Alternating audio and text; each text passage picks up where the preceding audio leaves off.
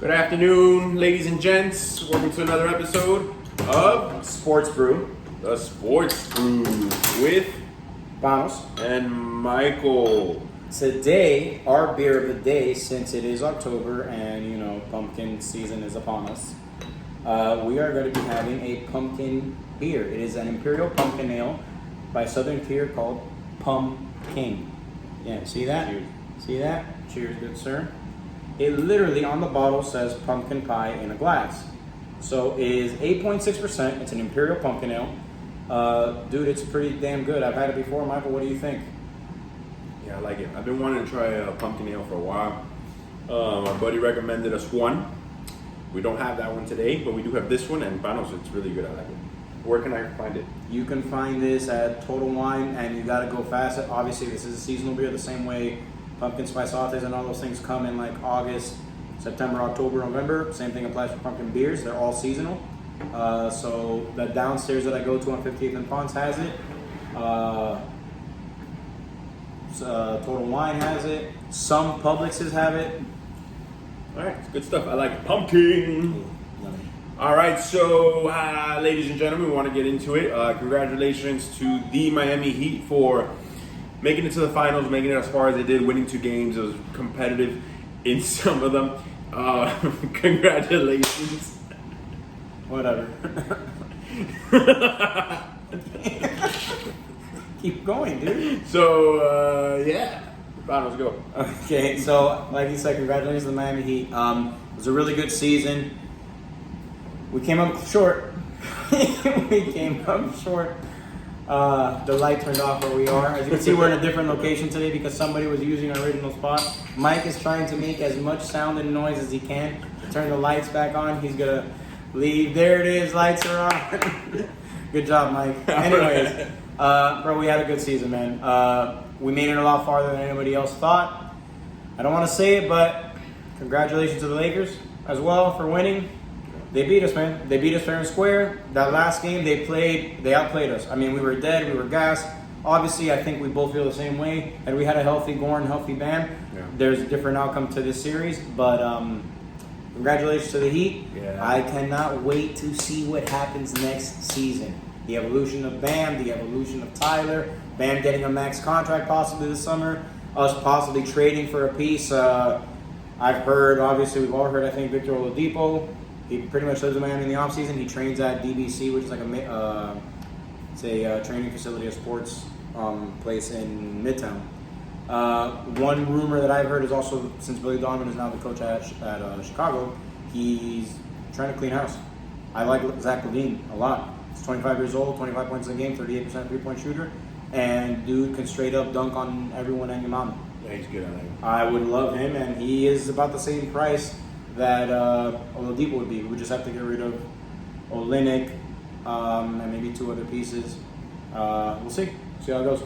We'll see how it goes. I think the team, we all know the team's gonna be a little different next season. We're gonna bring in that other star for Jimmy to rely on. If not next year after, we're gonna try to, but who knows? We also have a lot of free agents this summer. Yeah, like Myers Leonard is a free agent. Jay Crowder, Goran Dragic, DJ is a free agent. Who else? We got a lot of free agents. So I know that I think they're prioritizing Goran and Crowder. Let's see what happens. Congratulations to LeBron James. He won his 4th title. I don't think he'll win another one. He's 35, 36. I don't think he'll win another one. I would love for a player of the caliber of the Anthony Davis to be like, all right, LeBron, I got your title. Peace out. He said he's not sure what he's doing yet. That would be insane. It's like, LeBron, you're getting a little old, my friend. I'm gonna create my own path now wherever I want to go. Dude, what if he came here? That'd be like. It's like, you know what, that team. I liked how they played. I like them. I think they need me on that side. LeBron, oh no, you won't even make it past the first round. But anyways, whatever happens, I think Anthony might as well stay, and I think LeBron Golden State's gonna be fully healthy and stuff like that. So. Yeah, I mean, and the Clippers are gonna be back. Yeah, it's gonna be hard. I mean, the same thing applies for us as well. The Nets are now gonna be a thing this season. The Wizards could possibly be a thing with John Wall coming back. I mean, we'll see. The NBA should be at full force, and I'm excited to see it. I boycotted the NBA for like about 2 years. Just wasn't interested in it. It's my third favorite sport. Wasn't interested in it for a while. I got back into it beginning this year in October, and I've stuck with it. And now I'm excited. I was just tired of the whole Golden State Cleveland thing for so many years. It's so boring. So I like to see it's more even. It's now. exciting. Yeah, it's finally back to where I think it's going to be fun for a lot of teams. Teams that never thought they could make it are going to make runs. And for example, us. Yeah. So, all right, on to football. Let's first talk about the pick'ems. There's still one game left, but we both picked it. The same one. We both picked the same one, so it really doesn't matter at this point. Mike, you went up what? I went +3. So he's back at +4? Yes! Panos, you cut it the week before after I took some gambles, but no, I got the Bears. I got the... What else? I got the Bears, the Dolphins, and the Browns are winning for me, baby. Listen, I told you the only one I cared about was the Dolphins. I hope you were right on that one. And you were, so good job, Dolphins. It's all about the Thessalonians, bro. Yeah, we'll see how it goes this week. Obviously, as a lot of you may know, the schedule has changed a lot, so you gotta... Yeah. I mean, ESPN has already updated all their games. Like, originally, next week, the Dolphins, as an example, were supposed to play the Broncos. But now the Broncos are playing the Patriots next week. And we're playing the Jets. So a lot of things got moved around. Bye weeks got moved around as well. Yeah. So ESPN has everything updated now. All right. Injuries. We're going to go into the injuries first just because it's going to lead into our weird pickups. Boom. Some injuries that happened this week. Dalvin Cook seems to be it's an adductor strain. He's not playing this week, guaranteed. Yeah. I don't think it does. They said it doesn't look like it's going to be long. After this week, they have a bye the following week, so they won't play him this week. He'll have that bye week to rest as well. He will most likely, as it looks now, they're planning on having him back week 9. Week 9 or we're going to week 6? Week 8, sorry. They're planning on having him back week 8. Also, Christian McCaffrey, the earliest they're saying that they envisioned him coming back was this week, week 6. I think they'll hold him out one more week for precautionary reasons. And because Mike Davis is doing so well. Exactly, and they've won with Mike Davis. So. And I think look for CMC to come back week 7. Mm-hmm.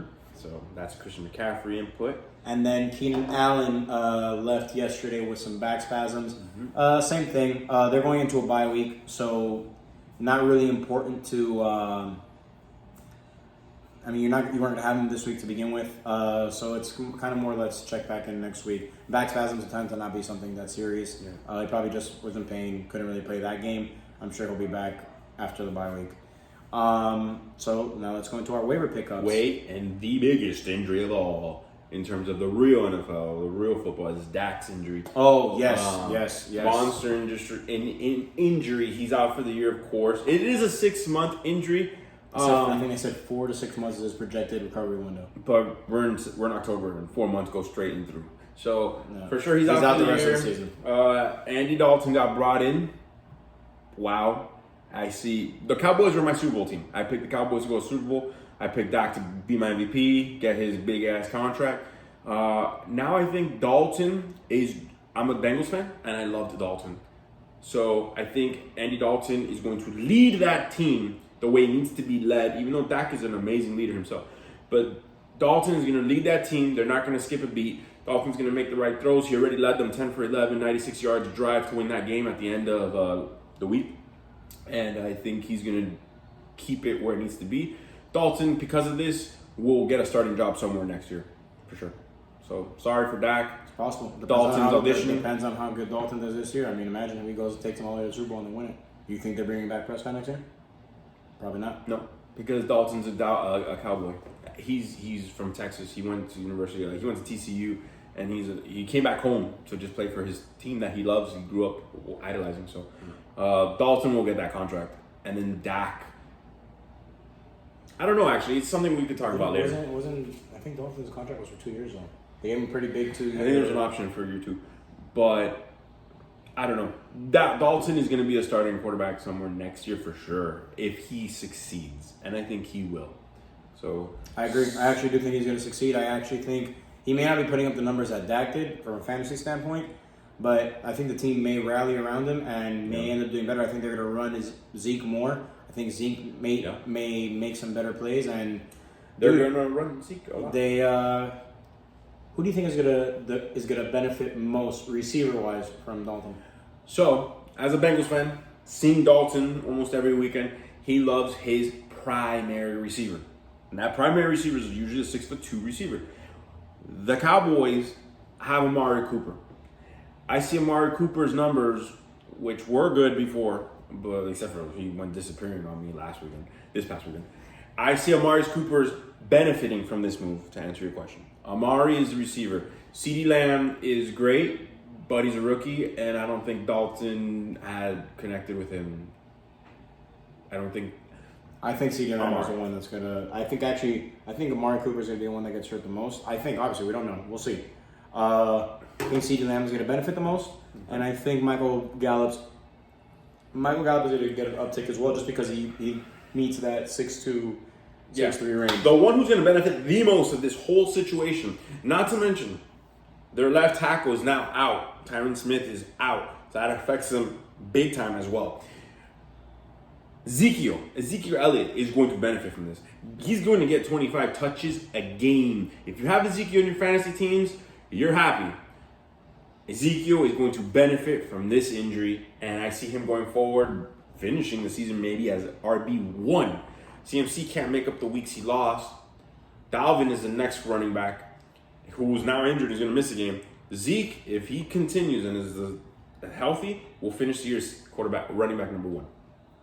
All right, so now let's go into our waiver pickups. What's up? So I'm going to go my top 5, and then Mike will do his. My number 1 for the week is Travis Fulgham out of Philly. He had a really good game last week, 150-something yards and a touchdown. He also had a pretty decent game the week prior. He won the game. He had the game-winning touchdown to beat the... I forgot who they beat. Mike, go. Do it. Do it!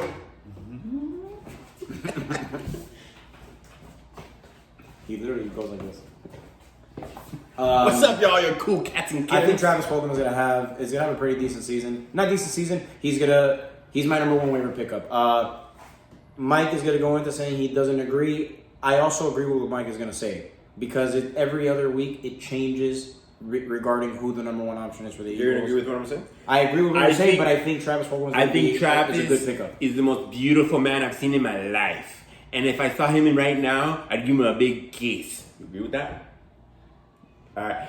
No, look, honestly, I don't like this, because before Travis, guess what? It was Greg Ward. Before Greg Ward, guess what? It was Rager, the rookie. There's always... He was drafted. Yes, but there's always a receiver. Okay, and before that, last year was Aguilar. And before that, it was the receiver from the Bears that they got. Before that, it was Deshaun Jackson before that. Even 10 years and now. Let me relax. I'm sorry, I got excited. The Eagles, wide receivers, they're so tempting because they light it up sometimes. And you're like, damn, I could have won. Alshon Jeffrey was in it. I could have won with that. Yeah, you can win with that. But you don't know who they're going to throw it to. It's like running back by committee. This weekend it was Fulgham. Last week it's Ward. The week before that it's Deshaun. Then it's Rager. Who is it going to be? Holy crap, Carson Wentz. And then it's Goddard. And then it's Ertz. The Eagles are a franchise, as is right now, I don't touch. There's just teams I don't touch because you just don't know. Fulgham is his number 1 waiver, and it's going to be a lot of people's number 1 waiver or top 3 waivers in ESPN, Yahoo, whatever you follow. I personally won't waste the heartache on it. But if you need it, if you need a receiver, go ahead. I agree with Panos. He looks like he's legit. He had more than 10 targets. Go for it. But I think he's good, but with caution. Proceed with caution. We both thought that at the same time. Yeah. My next pickup is Chase Claypool. Yes. The reason he's not my number 1, Deontay Johnson is going to be playing next week. Claypool, obviously with Johnson going down, he saw an uptick. I think he's a valuable player. I think he's going to be good. I think he's going to end up being the number 2. He's a rookie. But I don't see him... obviously he's not going to have 4 touchdown games weekly. That's 1 rushing and 3 receiving. Yeah, that's not going to happen again. But I think he's a good option. But I would go with full. So he's on my top 5 as well. I love Claypool. In some leagues, I drafted him. I love him. We both love those big receivers. He's 6'4", comes out of Notre Dame, polished. Love him. The thing is about him, we didn't know coming out if the receiving core with James Washington, Juju, and Deontay Johnson in Pittsburgh was already basically established. So it's like, Claypool was going to be the 4th receiver. I had told Panos, and you can look back at this, Claypool is the next Plaxico Burress, in my opinion. Just this time he's drafted by them. He's not brought from the Giants. Or vice versa.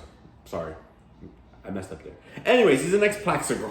So I love him. I think he's great. I also love Michael Pittman Jr. in Indianapolis. They're almost exactly the same. 6'4", lanky, long. They can get it done. Wingspan, crazy. So Claypool's available in your league. Go get him. It's someone to keep on your bench if you have the bench space. It's someone I totally agree. Watch, maybe start, and spot start if the defense that they're playing is weak. Go ahead and do it 100%. So I agree with this. I love it. Do it. Okay, Justin Jackson is my next waiver claim. Originally, obviously, prior to the injury to Eckler, it was Eckler as the number 1. Joshua Kelly was their number 2. Justin Jackson was injured, so he wasn't even playing, and also the number 3. He was actually, I think, downgraded to the number 3 prior to the season even starting. Josh Kelly had a lot of good. The first 2 weeks, he actually played amazing, and he was getting the most touches, like actual handoffs, and he was still getting some passing downs. He then got 2 fumbles in a row, and he has since then lost favor. It seems in LA. Justin Jackson was the number 1 option yesterday. He was in there the majority of the end of the game when the game was close. Obviously, we saw it on TV. It was a pretty good game. Herbert looks like a freaking stud. I would put Justin Jackson number 3. Actually, I would put him at number 4. I'm sorry, because they're going into a bye week this week, so they're actually not going to be playing. So I would put him at your number 4. Alexander Madison is my number 3. Plain and simple, Dalvin Cook is out. We talked about it earlier. Dalvin Cook is going to be out, is out for sure this week.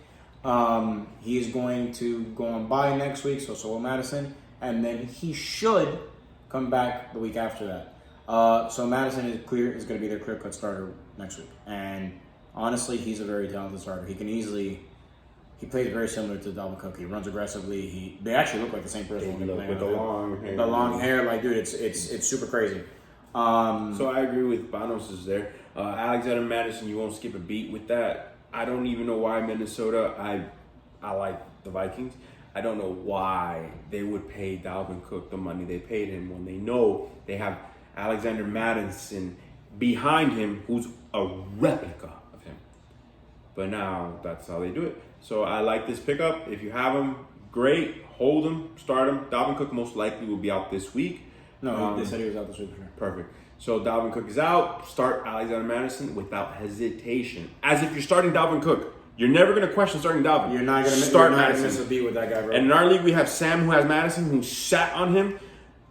Good for you. I recently, Sunday morning, released Madison in the league, and now I have to never see him again on my team. So, it sucks for me, but good for you, Sam. Start him. He's playing me. Start him! No, we all have the same record, so it doesn't matter. I really don't care who wins or loses. Actually, you're better than his team, so I want you to lose. Thank you. Anyways, and then my last pick is Mike Williams. Like I said, Keenan Allen has back spasms. He balled out. He's another one of those. He's like 6'5", runs like a 4.5. He's one of those big receivers. He had a really nice catch at the end of the game to put them into position to win. The kicker just missed a field goal. He balled. He really did. He had 2 touchdowns. He played great. If Keenan Allen misses more time than just the bye, Mike Williams automatically jumps up to their number 1 receiving option. And in all honesty, I mean, I think even Keenan Allen and Mike Williams can both be viable with Herbert. He's playing well. He's throwing the ball like crazy. He seems very accurate. He likes taking shots. He's hitting the passes he needs to hit. He misses some every now and then. He missed one yesterday to Hunter Henry that could have extended a drive. But dude's good. And Mike Williams is my number 5. Remember, he's on bye this week. I like Mike Williams, but he's not on my roster pickups because he's on bye. My waiver pickups. Mike Williams is a player that I've loved for many, many years since he was drafted as high as he was back in 2017. The thing is, he comes from Clemson. He's 6'4", he's 220. He runs like a 4.4. Super what we love and what anybody really likes, those big receivers. Only thing is, though, he's a slow learner. Phillip Rivers has once stated that like he's a phenomenal athlete. He just can't get it together. So he's just a one pattern guy. He runs, guess what? The middle finger route. Of the tree of routes, he runs the middle finger. That's all he runs, the flies. So maybe he's learning how to play now. I don't know. It's been a couple of years in the league now. It's about time. He's not my top 5 waiver. I actually want to look at quarterbacks now since quarterbacks are getting, like Dak got hurt. You should look at Fitzpatrick to be a spot start. I think with the buys now really going into full effect, you're going to really need players. Aaron Rodgers was in the buy this week. You're going to need players to step in and just give you some viable points and then step out and release them. Fitzpatrick fits that bill. Herbert fits that bill, but he's on bye this week. But maybe it's someone you pick up, you stash, you hold, and you see how it your goes. guy, if you're like, I have Drew Brees going on bye this week. If Drew Brees is your starting quarterback, obviously you would now like to have someone in place. But if it's someone that you have going on bye next week, you're going to use him as a spot start. So go ahead, go after Herbert if you think you want to play him, and then hold him until next week when you actually need him. It's a smart thing to do. I also like Derek Carr, who's also going to buy now too, so it's not really going to help you out. But Derek Carr showed a lot of poise, and there's an actual image of him talking to John Gruden on the bench after he threw a bomb last weekend against Kansas City, and he said, "Hey," to Ruggs, threw a bomb, and he's like, "Do you trust me? Do you trust me?" He's in Gruden's face saying, "Do you trust me? Do you trust me?" Then watch, and it's just like, man, Derek Carr's always been talented. I know you like him. I've always liked him. So it's. Is he gonna put together an MVP season again? He likes slinging. Yeah, he does. He's a baller, man. And honestly, he has 1 interception thrown all season with about like 12 touchdowns. 12 to 1. That's big, man. And with Ruggs, who's like a mini Tyreek, not a mini because he's bigger than Tyreek Hill, but he's the Tyreek Hill, T.Y. Hilton. He can open it up, and Aguilar now has like a bunch of touchdowns to go with it, going underneath as Ruggs opens it up. This offense is pretty good, man. And I'll be back. All right, you saw that? I was as fast as Ruggs. But anyways, that's that. Today, the Bills game, we both got the Bills winning. Today against the Titans. Titans have had almost 2 weeks off. So we'll see how that goes. But we both have the Bills winning and being the number 1 team now in the AFC. The Chiefs lost. And good for them, man. The Bills have wanted this for a while. In the 90s, they just dominated. And they won 4 Super Bowls in a row. Yeah. And they lost all. Yeah, it's crazy. Pretty much, that's pretty much it for today's episode. Remember, because of all the COVID situations that happened, a lot has changed in the schedule. There is no Thursday game this week. Originally, it was supposed to be Bills-Chiefs, I believe, right? Mm-hmm. That has now been moved to next Monday at like 5 p.m. or 7? 4:30, I think? 4:30, yeah, 5 p.m. It's an early game, so it's a doubleheader on Monday as well. So remember, no Thursday night game. We'll still be back Thursday to do our pick'ems. And, to go over waiver pickups. I mean, people that got picked up. Yeah, we'll go over some waiver pickups because right now nothing has updated on ESPN or Yahoo because of the fact that there's a game tonight. Yeah. So you might be looking at it like, wow, these numbers are thrown off. So the waivers still hit tonight. So keep that in mind. If you're in an auction league, if you're in a regular league, the waivers hit tonight. So make sure you put in your waivers for the players who haven't really updated. As we said, like Claypool and stuff like that. And what did you say? Fulgham? Go ahead and pick them up if they're available. I mean, go for it. And another quick note, really quick. Clayton Kershaw has been scratched from today's game, Dodgers and Braves. Braves are up 1-0 in the series, and the Rays, which I'm really going for, against the Astros, are up 2-0. And congratulations, I hope they get it. It'd be so cool to have another Florida team win hockey and baseball. So go Rays all the way. And Panos, I'm done. I don't know if you have anything else. I'm done too. All right, ladies. So coming to you recordedly live from downtown Dayland in Miami, Florida. Next time we'll hopefully be back in our original studio format. Yeah, we're not. You can say that. Okay, we'll cut that out. Okay. Okay, bye.